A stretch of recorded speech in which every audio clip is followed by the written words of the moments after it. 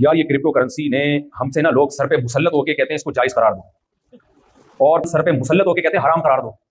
जिसका जो नजरिया है ना वो मुफ्तियों के कंधों पे रख के बंदूक चलाता है। मैंने पहले बड़े बड़े माहिरीन जो क्रिप्टो करेंसी के माहिरीन थे उनसे तहकीकात की, बहुत रिसर्च की जो मेरे बस में थी। उसके बाद मैंने फतवा दिया कि ये जायज़ है। फिर एक और साया यूरोप से, उन्होंने बड़ी लंबी बहस हुई हमारी उनके साथ। उन्होंने कहा आपने कैसे कह दिया कि ये जायज़ है। उन्होंने कुछ फॉल्ट बताए जो बड़े जेन्युइन थे। तो मैंने कहा मैं तो भाई अपनी जो हमारी टूटी फूटी रिसर्च के मुताबिक हमने बात की थी, तो मैंने फिर ये नहीं कहा कि ना जायज़ है। मैंने उस जायज़ वाले फतवे से रुजू किया। रुजू में मैंने ये कहा कि भाई मैंने जो कहा था जायज़ है, अब मैं ना ये कहता हूं कि जायज़ है ना ये कहता हूं कि ना जायज़ है। वजह उसकी है ये मौलवियों का इख्तलाफ नहीं है, ये क्रिप्टो करेंसी के माहिरीन का इख्तलाफ है।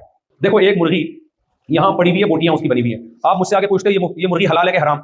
मैं कहता हूं भाई हाथ से ज़बा की है तो हलाल है, हाथ से ज़बा नहीं की है तो हलाल नहीं है। आप कहते हो हमें क्या पता हाथ से ज़बा की है कि नहीं की। मैं कहता हूं मैं तहकीक करके बताता हूं। मैंने 4 आदमी बुलाए, चिल्ले लगे हुए, 4 महीने लगे। मैंने कहा हाथ से ज़बा की है, वो कह रहे हैं हाथ से ज़बा की है। मैंने फतवा दे दिया हलाल। 8 आदमी आए, उन्होंने बोला भाई झूठ बोल रहे हैं, हाथ से ज़बा नहीं की है, मशीन से झटके देके गला घोट के मारा है।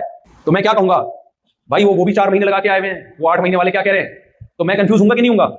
अब लोग कहते हैं मौलाना लोग तहकीक, भाई हम जिनसे तहकीक कर रहे हैं वो कंफ्यूज हैं, वो कह रहे हैं कि ये गड़बड़ है इसके अंदर। तो ये जो क्रिप्टो करेंसी के माहिरीन हैं इनकी बातों में हमें बहुत तजाद लगता है। और फिर इनमें मसला ये है कि जिसका क्रिप्टो करेंसी का अपना बिजनेस है वो हमारे सर पे सवार होकर बोलते हैं इसको हलाल करार दो किसी भी तरीके से, और जिसका अपना बिजनेस नहीं है वो कहते हैं कैसे हलाल करार दे रहे हो आप। और इल्जाम ये मुफ्तियों पे लगाते हैं कमेंट्स में।